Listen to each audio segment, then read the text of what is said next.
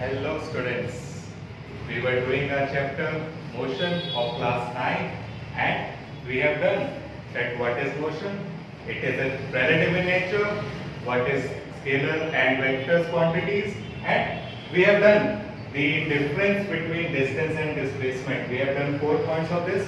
Very first point was the definition of it, and the first definition of distance was that the actual path covered by a body is distance. For example, यहाँ पे example ली थी हमने कि if I am moving from A to B, then B to C, then C to D, 5 kilometers, 6 kilometers, and 5 kilometers again, then here the total distance traveled by me, the total path covered by me is 5 plus 5, 10 plus 6, 16 kilometers.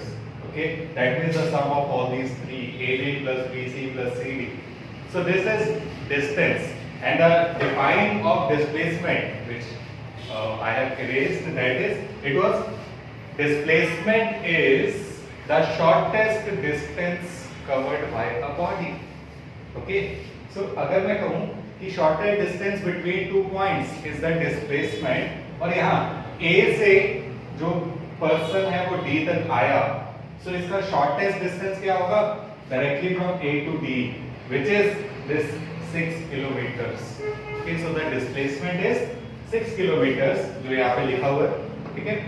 Then हमने किया था this distance is scalar quantity and this displacement is a vector quantity. Then distance is always positive, but displacement can be positive and negative.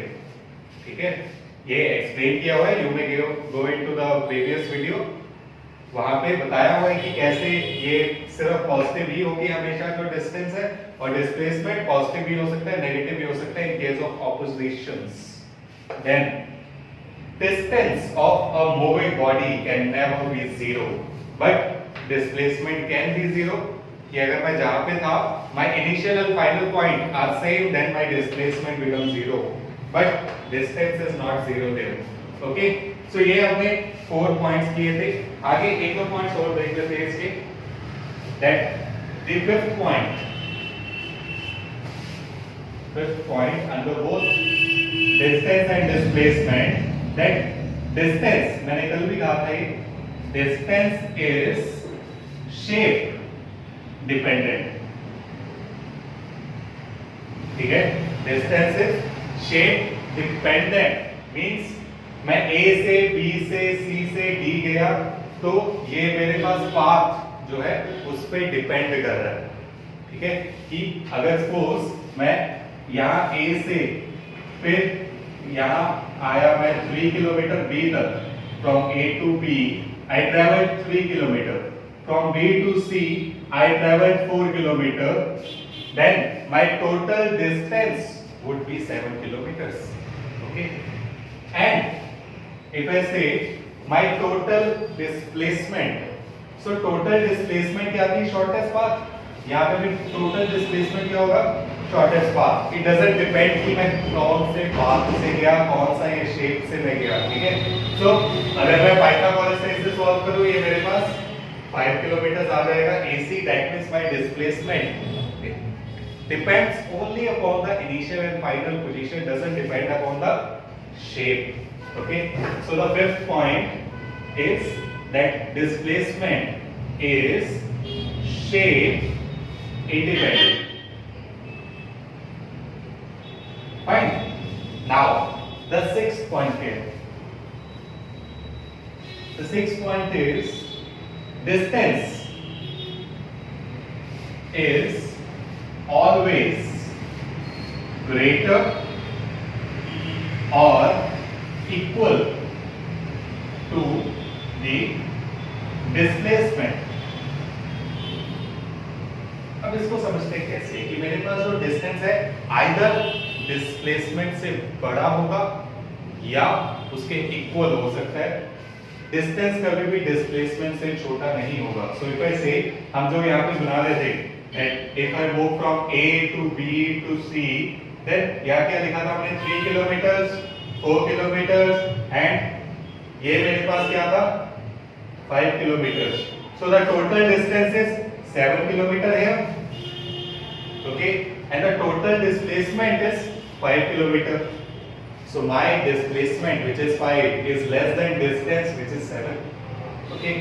अब आगे इसको देखते हैं कि अगर मैं कहूं कोई बॉडी A से B ऐसे ट्रेवल की है, ठीक है, तो उसका डिस्टेंस ऑब्वियसली डिस्प्लेसमेंट से ज्यादा होगा, जो कि ये है. This is displacement and this is distance. ठीक है, तो मतलब जैसे ही मेरे पास जो है ये स्ट्रेट लाइन है, अगर मैं कहूं कि A से B कोई बॉडी 5 किलोमीटर गई, ठीक है, तो उसका डिस्टेंस क्या होगा? डिस्टेंस होगा 5 kilometre. And because it is the shortest path between the two points, so इसका डिस्प्लेसमेंट भी 5 है. दैट मींस ये इक्वल है. So in this case when they move in a straight line, then distance is equal to displacement. हम इसको लिखेंगे भी कि मेरे पास डिस्टेंस और डिस्प्लेसमेंट इक्वल कब होगा? When they are moving in a straight line. Okay, तो अब हल्का सा भी मैं इसमें कर्व कर दूं. If I curve this like this, then my distance will increase here, my distance will increase further, but the displacement will remain same. ठीक है, कि जो मैंने कल भी कहा था कि अगर मैं स्कूल से घर जा रहा हूं तो पूरा रास्ता क्या है, यहाँ घूम के जा रहा हूं, बट मेरा जो डिस्प्लेसमेंट होगा कि अगर मैं कहूँ मेरा घर मेरे स्कूल से 2 किलोमीटर है, सो वो डिस्प्लेसमेंट 2 किलोमीटर ही रहेगा, चाहे मैं आधी अपना शहर घूम के वहां जाऊं. So the displacement will remain the same, it will remain 5 kilometres. So क्या डिस्प्लेसमेंट वाले पॉइंट में हम लिखेंगे that displacement is always less than or equal to distance. ठीक है, so this is the point here that the displacement is always less or equal to the distance. ठीक है, and एक next point जो paper में पूछा भी जाता है for 1 mark question, that when they are equal, so अभी हमने समझा ये चीज that distance is equal to displacement if they are moving in a straight path. ठीक है, then the distance and displacement will be the same. Okay, so ये हमारे पास सारे डिस्टेंस एंड डिस्प्लेसमेंट के पॉइंट्स थे that how they differ from each other. कि मैंने जो हमने शुरू किया था से scalars are the quantities which have only magnitude. So distance सिर्फ एक मैग्नीट्यूड था और हमने उसके साथ डायरेक्शन इंक्लूड कर दी, तो वो डिस्प्लेसमेंट हो गया. एंड इसके अंडर हमने अप्रोक्सीमेटली 6 डिफरेंसेस लिखे हैं और एक सिमिलैरिटी कि ये दोनों इक्वल कब होंगे? जब सेम पाथ में होंगे. और सिमिलैरिटी अगर देखो तो दोनों ही डिस्टेंस के यूनिट्स हैं, दोनों ही डिस्टेंस की क्वांटिटी है और दोनों के ऐसे यूनिट्स या दोनों के यूनिट्स सेम है. अगर ऐसे यूनिट की बात करो तो दोनों ही मीटर है. ओके, सो ये था हमारा डिस्टेंस एंड डिस्प्लेसमेंट. देन एक चीज जो हमारी रह गई थी that is types of motion. Now how many types of motion? हमने एक मोशन तो पढ़ लिया था, टाइप्स ऑफ मोशन रह गए थे. सो types of motion, very first is one dimensional. ठीक है, वन डायमेंशनल और rectilinear motion. It is rectilinear motion. Now what is this rectilinear motion? और as the name suggests, one dimensional, 1D. So one dimensional means when a body will move in only one dimension. For example, कि हमें ये XY axis पता है, कि अगर मैं कहूं कि कोई बॉडी है जो सिर्फ ऐसे चल रही है, ठीक है, एक डायरेक्शन में, then this type of motion is called one dimensional और रेक्टिलिनियर मोशन. फॉर एग्जांपल कि मूविंग ट्रेन जो है मेरे पास, कि motion of a train is approximately rectilinear. अगर मैं कोई दो पॉइंट्स के बीच में देखूं तो वो स्ट्रेट अपने पाथ पे चल रही है, ठीक है, कि वो A से ऐसे B जगह पे मेरे पास स्ट्रेट चलेगी तो हम उसे कहेंगे rectilinear motion. That means motion in just one dimension, सिर्फ एक एक्स एक्सिस में चली जा रही है वो इस केस में, ठीक है. ऐसे ही जो सेकंड है, second is the plane motion in a plane.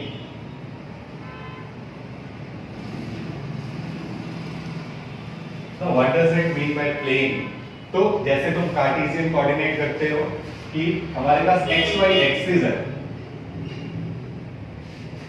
अगर वो ये दो एक्सिस के बीच मोशन हो रहा है, दैट मींस जिसमें x एक्सिस भी इंक्लूड हो और y भी हो. यहाँ पे सिर्फ एक एक्सिस था, यहाँ पे दो हो रहे हैं. फॉर एग्जांपल अगर मैं कहूँ कि मैंने एक बॉल को किसी हाइट से फेंका है, व्हिच वी कॉल प्रोजेक्टाइल, ठीक है, तो ऐसे मोशन को हम बोलते हैं प्रोजेक्टाइल मोशन. तो ये क्या हो रहा है कि यहां से मैंने उसे फेंका, तो इसमें अगर हम देखें कि y से डिस्टेंस डिक्रीज हो रहा है उसका, ठीक है, y में भी वो मूव कर रहा है, x में भी मूव कर रहा है. यहां पे था पहले, मूव करके x में यहां पे आ गया, y में यहां पे था, मूव करके यहां पे आ गया. दैट मींस कि वो बॉडी दोनों डायमेंशंस में मूव कर रही है, x में भी और y में भी. And this type of motion is called motion in a plane or two-dimensional motion. ठीक है. और इसके एग्जांपल कि अगर हम करेंगे भी इसको, ठीक है, हमारे लास्ट टॉपिक है सर्कुलर मोशन. सर्कुलर मोशन में भी देखो कि क्या हो रहा है, यहाँ पे x एक्सिस में आगे गया, फिर यहाँ x एक्सिस में क्या हो रहा है, ऐसे ही y एक्सिस में मेरे पास ऊपर गया. अगर मैं कहूं कि यहाँ पे बॉडी है, यहां से वो यहां आई, तो बॉडी y एक्सिस में यहां से यहां तक आ गई, ठीक है. फिर यहां से यहां तक गई बॉडी, तो यहां से y एक्सिस में यहां तक वो बॉडी ट्रेवल की. Okay. Now on the x axis body यहां पे थी, यहां से यहां आई, तो वो बॉडी यहां से यहां तक आई, फिर यहां से दोबारा वो यहां आ गई. तो अगर मैं देखूं तो यहाँ पे, यहाँ से, यहाँ से, यहाँ से, एंड वो बॉडी क्या हो गया मेरे पास, वापस यहीं पे आ गई. ओके. एंड फिर जब ये फिर यहाँ आएगी तो बॉडी यहाँ चली जाएगी, ठीक है, यहाँ तक एक्स एक्सिस में वो ट्रेवल करेगी, देन फिर वापस.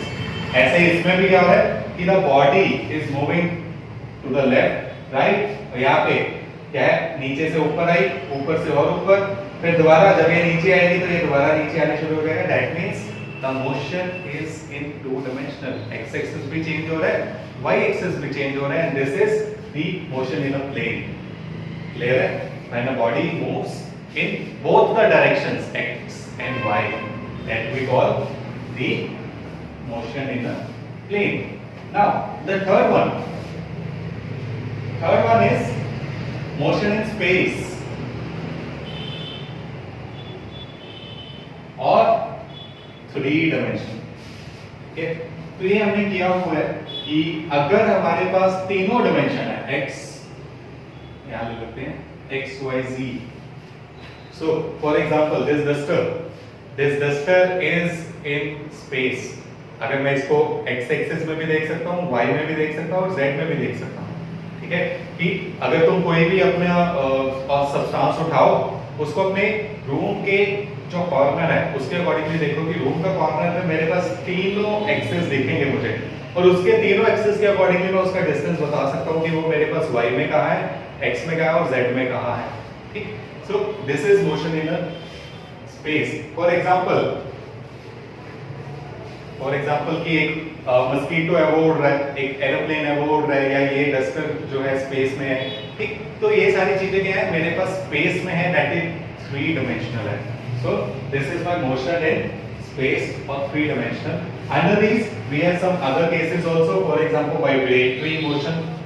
ठीक है, तो we have vibratory motion also. Now vibratory motion is to and fro motion. For example, vibrations of a pendulum. So a pendulum moves like this to the right, left, and it moves to and fro. Okay, so this is a vibratory motion, that is to and fro motion about the mean position. Okay, so these are our types of motion. We have done one dimensional, two dimensional, three dimensional, and vibratory motion और periodic motion also. ठीक है, periodic motion भी होता है ऐसे जो हर एक period पर रिपीट हो. For example vibratory motion is a periodic motion की बार बार रिपीट हो रहा है. ऐसे जो प्लैनेट्स हैं वो सन के अराउंड पीरियोडिक मोशन कर रहे हैं. Why periodic? बिकॉज अगर हम जैसे अर्थ की बात करें तो एवरी 1 ईयर उसका सर्कल कंप्लीट हो गया. ठीक है, फिर दोबारा ऐसे ही क्या होता जा रहा है कि हर 1 ईयर में उसका एक रोटेशन कंप्लीट हो रही है. ठीक, तो क्या होगा मेरे पास कि that is called periodic motion, but that is not a vibratory motion. ठीक है, तो there is difference between the periodic motion and vibratory motion. All the vibratory motions are periodic, but all the periodic motions are not vibratory. अगर यही अर्थ वाली example लूं तो ये periodic तो है बट वाइब्रेटरी नहीं है. बट ऐसे ही जो पेंडुलम वाला है वो वाइब्रेटरी भी है और पीरियोडिक भी है. Okay, so these are some types of motion. Now next we do some numericals on distance and displacement to enhance our knowledge. ठीक है, कि हमने जो सीखा उसको अप्लाई करके देखते हैं कि क्या हम उसको जनरल लाइफ में या क्या हम उसको न्यूमेरिकली अप्लाई कर पा रहे हैं. So the first question we have is a man travels a distance of 1.5 meter in south, in east, then 2 meter in south, and finally 4.5 meter toward east. So इसमें मुझे distance and displacement बताना है. I have to find the distance and displacement. हम देखते हैं कि हमारे जो साउथ नॉर्थ सारे कैसे होते हैं. So it is north, east, south, west. Okay, तो कैसा मोशन था वो? पहले 1.5 मीटर टुवर्ड ईस्ट. तो यहाँ अगर ये मेरा O है, O से मैं 1.5 मीटर आया ईस्ट की तरफ अप टू A. ठीक है, फिर 2 मीटर टुवर्ड साउथ. सो 2 मीटर्स में गया साउथ में अप टू B पॉइंट. ठीक है, फिर 4.5 मीटर अगेन टुवर्ड ईस्ट. सो यहाँ B से 4.5 मीटर मैं जो है C तक गया हूं ईस्ट में. सो ये मेरे पास टोटल डिस्टेंस ट्रेवल्ड है east south and again east. Now total distance निकाल लेते हैं हमारा. दैट टोटल डिस्टेंस इज, अब टोटल डिस्टेंस क्या होता है? Actual path covered. एक्चुअली उसने कितना पाथ कवर किया? पहले 1.5, फिर 2, फिर 4.5. Okay, so the actual path covered would be OA plus AB plus BC, which is 1.5 plus 2 plus 4.5. ठीक है, 1.5 plus 4.5 6, 6 plus 2 8. तो 8 मीटर आ गया यहाँ से मेरा जो है टोटल डिस्टेंस उसने ट्रेवल किया. Now the total displacement.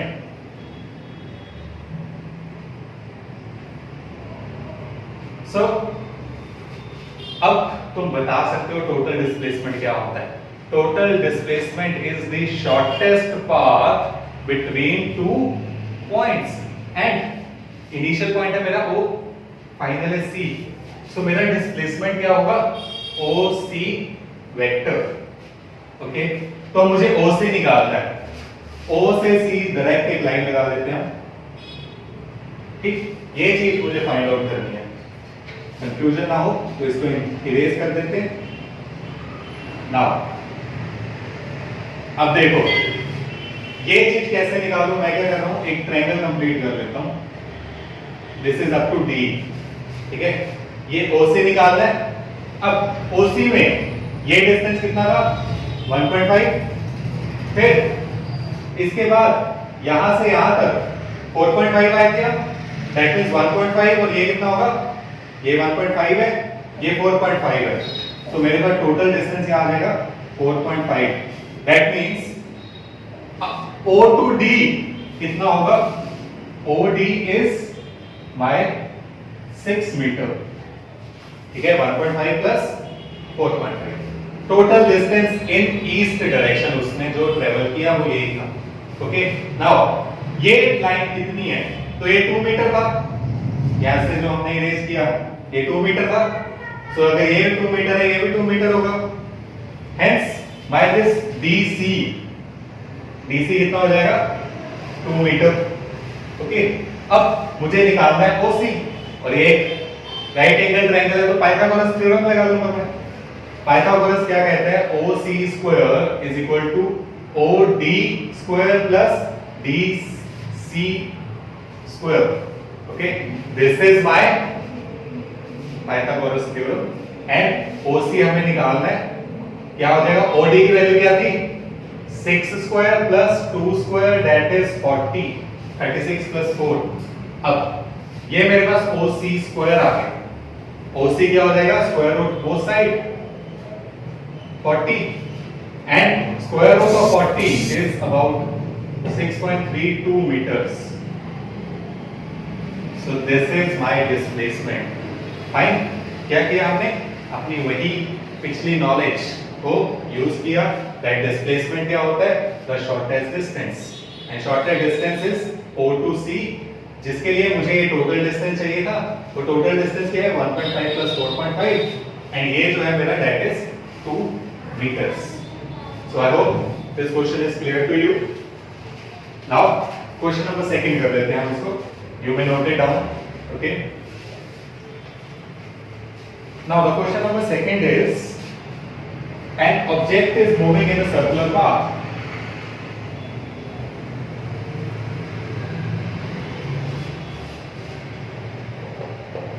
Moving in a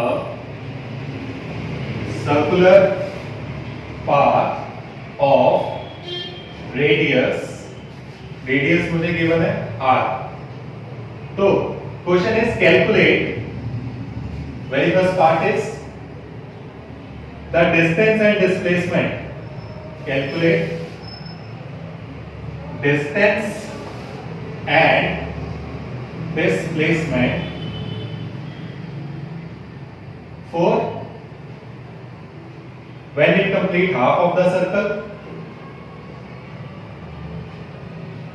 completes half of circle, and second full, second जो है वो full circle के लिए, कि when he complete a complete circle.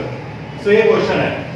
अब इसके लिए हम पहले बना के देखते हैं। मेरे पास क्या है, एक सर्कल है जिसका रेडियस है r, ओके। अब उन्होंने क्या कहा, डिस्टेंस एंड डिस्प्लेसमेंट निकालो जब उसने हाफ सर्कल जो है वो ट्रेवल किया है। हाफ सर्कल मैं स्टार्ट कर लेता हूं कि यहां सेंटर हो है और उसने a से ट्रेवल करना शुरू किया। अब जब वो a से ट्रेवल करना शुरू करेगा तो यहां से जाएगा, यहां से एंड मेरे पास यहां तक अप टू B आ जाएगा वो, ठीक है। तो एक्चुअल पाथ उसने इतना ट्रैवल किया फ्रॉम A टू B यहां तक, फाइन। तो ये हो जाएगा उसका distance, distance is AB arc, ठीक है। मैंने उसके ऊपर एक छोटा सा कर्ल बना दिया सो दैट ये क्या पता चले कि AB आर्क है, ठीक है। तो ये कैसे निकालेंगे, अब वो ट्रेवल कैसे कर रहा है, through the circumference of circle and circumference of circle का फॉर्मूला क्या होता है? circumference is 2 pi r. Okay, कि पूरे सर्कल को ट्रेवल करने के लिए उसे कितना डिस्टेंस ट्रेवल करना पड़ेगा? 2 pi और r. हाफ के लिए कितना होगा? ऑब्वियसली पाई r. ठीक, तो वो कितना डिस्टेंस ट्रेवल करेगा यहाँ पे? वो ट्रेवल करेगा 2 pi r का half which is pi r. Okay, तो ये उसका डिस्टेंस ट्रेवल्ड है. अब इसके लिए डिस्प्लेसमेंट निकालना है. डिस्प्लेसमेंट क्या होगा? Displacement is shortest distance between two points. So A से B के लिए शॉर्टेस्ट डिस्टेंस क्या होगा? वो सीधा यहाँ A से B आ जाए. ठीक है, सीधा A से B आ जाए. और सर्कल का ये क्या है? डायमीटर. ठीक है, और अगर मैं कहूं कि डायमीटर ना सही तो ये O है, अगर वैसे ना समझ आए तो ये डिस्टेंस आ रहा है और ये भी डिस्टेंस आ रहा है. सो टोटल डिस्प्लेसमेंट क्या हो जाएगा? उसने पहले r ट्रेवल किया, फिर r और ट्रेवल किया, so it would be r plus r 2r. okay, so this is the total distance and displacement by the body. ऐसे ही तुम्हारे जो क्वेश्चन में जरूरी नहीं है r ही लिखा हो, ये तो जनरल केस किया आपने. कई बार क्वेश्चन में आ जाता है कि if the radius of circle is 7 centimetre, तो क्या होगा? r की जगह क्या आ जाएगा? 7. ठीक, सो यहां मैं अलग से सॉल्व कर देता हूं. स्पेशल केस मेरा, special case is if r is equal to 7 centimetres and अगर r 7 सेंटीमीटर है तो पूरे के लिए 2 पाई r था, हाफ के लिए पाई r ही होगा. तो डिस्टेंस क्या हो जाएगा मेरा? पाई r which is pi r, and pi की वैल्यू होती है 22/7 और r की वैल्यू है 7. 7 से 7 कट होके मेरे पास आ गया 22 सेंटीमीटर्स. सो उसने कितना डिस्टेंस ट्रेवल किया? 22 सेंटीमीटर. डिस्प्लेसमेंट कितना होगा उसका? Displacement would be 2r. That means 7 radius यहां तक है प्लस 7 और किया उसने, तो टोटल कितना हो जाएगा? 14 सेंटीमीटर्स. सो ये उसका डिस्टेंस एंड डिस्प्लेसमेंट हमने निकाल लिया for the half of the circle. I hope it is clear now. ठीक है, अब फुल सर्कल के लिए, फुल के लिए क्या होगा कि सपोज वो A से शुरू किया, यहां B तक आया, फिर दोबारा A वापस आ गया, तो मुझे उसके लिए डिस्टेंस निकालना है. तो obviously this is the complete circumference. So distance क्या होगा यहां पे? Distance would be 2 pi r and displacement ये भी हम कर चुके हैं. Remember, displacement for complete closed path और when the initial point and the final point is same is 0. So without any calculation I can say that it is 0.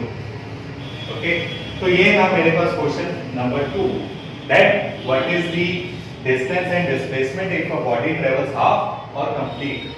Okay, ऐसे ही एक और इससे एक जैसा करते हैं, इसका थर्ड पार्ट भी लेके आता हूं मैं.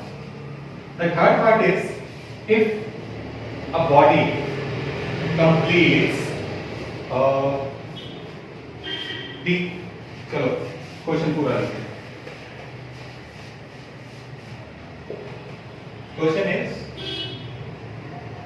फाइंड या calculate distance and displacement of a body which is traveling in a circular path of radius 2 meter. ठीक है, and it completes its rotation in 8 seconds. ठीक है, तो मुझे बताना है कि 8 सेकेंड में वो कंप्लीट कर लेती है. अब I have to find distance and displacement when it travels 6 centimeter. ठीक है, distance and displacement in 6 centimeters. So in 6 centimeter. अब ये कैसे होगा, ये क्वेश्चन क्या है. तो इसमें क्या किया हमने, एक सर्कल है जिसका रेडियस है 2 मीटर. ओके, अब उन्होंने कहा एक बॉडी है जो 8 सेकेंड्स में कंप्लीट रोटेशन कर लेती है. ठीक है, तो यहां से स्टार्ट करके यहां फिर वापस आ गई in how much time, 8 seconds. And मुझे बताना है 6 सेकेंड्स में कितना डिस्टेंस ट्रेवल होगा. तो मैं ऐसा कर लेता हूं कि इसको 4 पार्ट्स में डिवाइड कर लेता हूं. 0 यहां 2 सेकेंड्स, यहां 4 सेकेंड्स, यहां 6 सेकेंड और यहां फिर से 8 सेकेंड.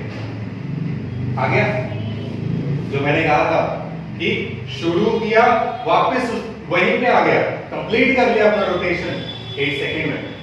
ठीक, दैट मींस अब आगे क्वेश्चन क्या था.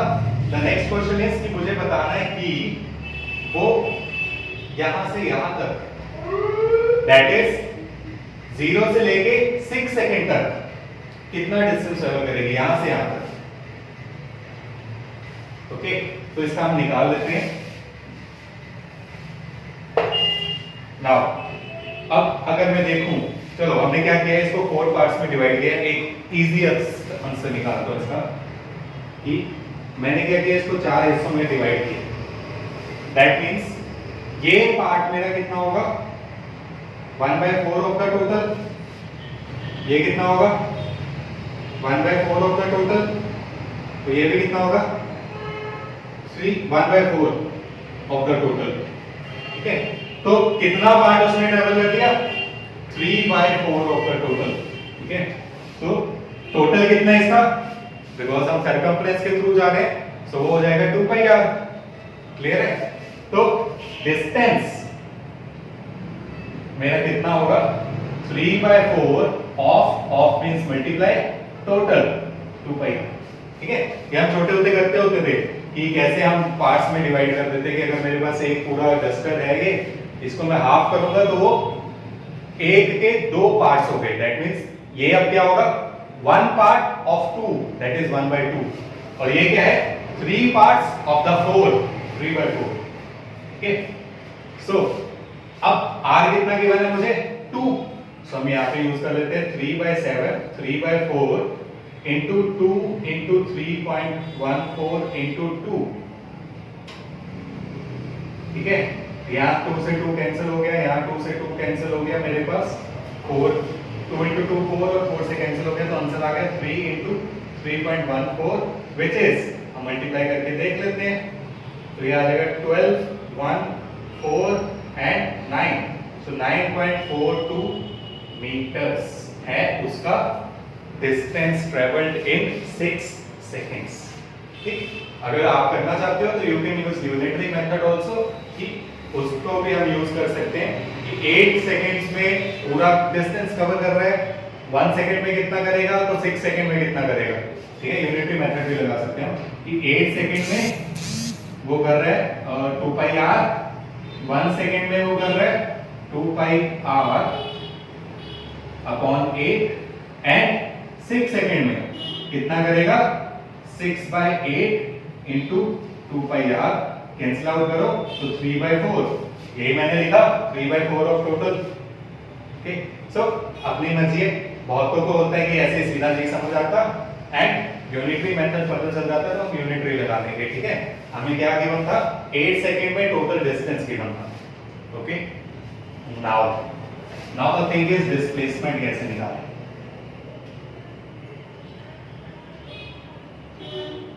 So डिस्प्लेसमेंट के लिए अगर मैं देखो डिस्प्लेसमेंट क्या होता है, shortest distance between two points. तो उसने जाना O से लेके, यहाँ इसको नेम दे देता हूँ A, O से A जाना है और शॉर्टेस्ट पाथ क्या होगा, अ straight line. That means displacement क्या है मेरी, OA। ओके, नाउ अब इस OA को कैसे निकालूंगा? सो अगेन हमारा पाइथागोरस गुरु कहाँ आएगा यहाँ पे। सो अगर मैं देखो ये राइट एंगल ट्रायंगल बन गया जिसके परपेंडिकुलर 2 मीटर है, बेस 2 मीटर है, हाइपोटेन्यूज हमें निकालना है। सो अगेन इसको भी मैं नेम दे देता हूँ, लेट इट बी B।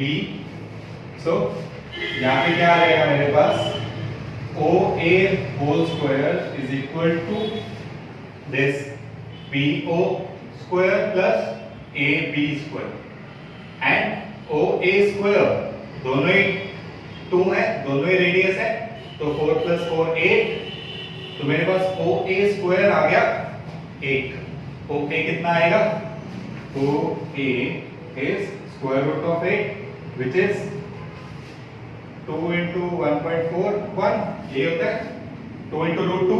8 को लिख सकता हूँ अगर मैं प्राइम फैक्टराइजेशन कर दूँ, which is 2.82 मीटर्स। ठीक है, तो ये मेरा यहाँ से क्लैरिफाई हो गया। और पिछले वाले क्वेश्चन से भी अगर मैं देखूं कि हमने क्या क्या उसमें सीखा, हमने सीखा कि जब पूरा सर्कल था तो डिस्प्लेसमेंट 0। हमने सीखा कि शॉर्टेड डिस्टेंस के लिए हमने जो है डिस्प्लेसमेंट के लिए शॉर्टेड डिस्टेंस लिया, यहाँ पे भी हमने क्या किया, डिस्प्लेसमेंट के लिए शॉर्टेस्ट डिस्टेंस लिया। ठीक है, और डिस्टेंस के लिए एक्चुअल पाथ लिया। तो वही जो हम अपने difference of distance and displacement है वही तो कर रहे हैं बार बार। ठीक है, तो अगर मुझे वो डिफरेंस याद है तो I can solve the questions. Fine, एक लास्ट न्यूमेरिकल कर लेते हैं।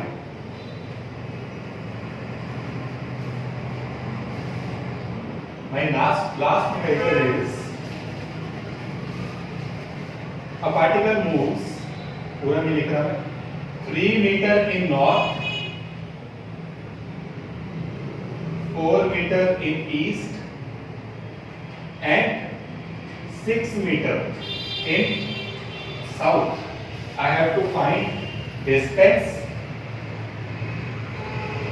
and displacement. ओके, सो यहाँ पे मुझे क्या करना है, डिस्टेंस और डिस्प्लेसमेंट निकालना है। अगेन हम अपना वही यूज करते हैं जो हमने पिछले किया और देखते हैं क्या मुझे न्यूमेरिकल्स करने आते या नहीं। ठीक है, चेक इट आउट, तुम्हें इसका आंसर आता है नहीं। सो मैं दोबारा बना देता हूँ, नॉर्थ ईस्ट साउथ वेस्ट। सो पहले कहाँ गए हम, O से स्टार्ट हुए 3 मीटर्स अप टू A गए हम in the north direction. Fine, उसके बाद 4 मीटर्स इन ईस्ट। सो यहाँ पे मैं क्या आ गया, 4 मीटर्स B तक ईस्ट में आ गया। उसके बाद 6 metres in south. So 6 metres in south up to this C।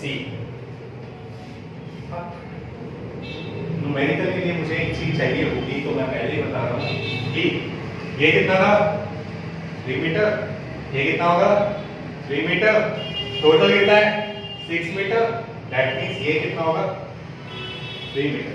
इसको भी नाम दे देते कोई D। सो BD भी 3 मीटर है और DC भी 3 मीटर है। ठीक है, क्लियर है, क्योंकि टोटल वो 6 मीटर वापस आया जिसमें से 3 मीटर तो इतना मुझे पता ही है और बाकी के फिर कितना रह गया 3 metres. Fine, so total distance and displacement निकालना है इसमें। अब अगर मैं देखूं मेरा टोटल डिस्टेंस यू में आंसर है। ठीक है, तुम्हें आगे आता है सब कुछ तुम्हें। So it is OA plus AB plus BC। ठीक है, ये टोटल डिस्टेंस है from here to here, then here up to C। Okay, so कितना डिस्टेंस ट्रैवल हुआ, 3 plus 4 plus 6 which is 13 metre. ठीक है, 6 plus 4 10, 10 plus 3 13 metre. So the total distance traveled by the body is 13 meters. Up displacement.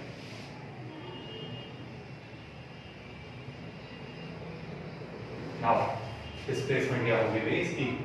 तो मेरा initial point क्या था? O. Final क्या है? C. तो ये रहा OC. This is my displacement. अब इसके निकालने कैसे? Again Pythagoras. सो पाइथागोरस में मेरे पास क्या होगा? OC निकालना है, OD मुझे पता है, DC भी मुझे पता है. ठीक है, DC मुझे डायरेक्टली नहीं गिवन है, ये इनडायरेक्टली मुझे पता है कि टोटल 6 था, उसमें से 3 ही बचेगा. ये ध्यान रखना है. ठीक है, ऐसे ही तुम्हारे पास कोई और क्वेश्चन भी हो सकते हैं. जितना हम ऊपर गए उतना उससे ज्यादा वापस आ गए तो मैं वो बता सकता हूँ.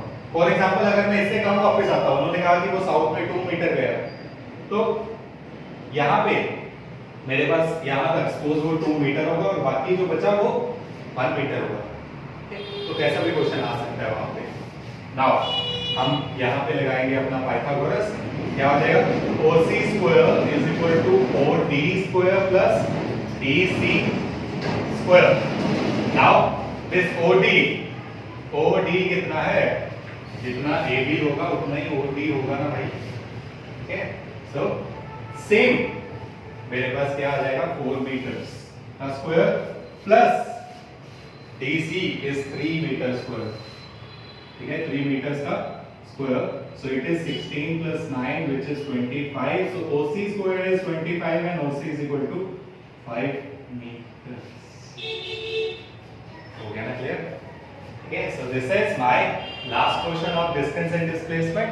बाकी अब तुम्हें concept पता है and physics is all about concepts. So अगर तुम्हें concept आता है तो कोई भी कर सकते हो तुम. Try other numericals also.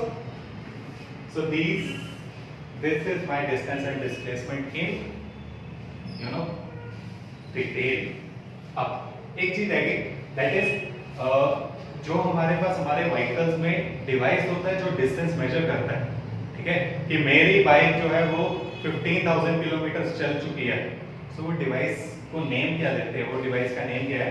So the name of the device which we use in our vehicles is odometer. ठीक है, odometer is the device used in vehicles to measure distance. So it is to measure distance, not displacement. ठीक है, actual बात बताता है. And this is all for today. हमने आज जो किया कि types of motion and distance and displacement के numericals. Okay, if you have any query then you may comment in the comment section. Thank you.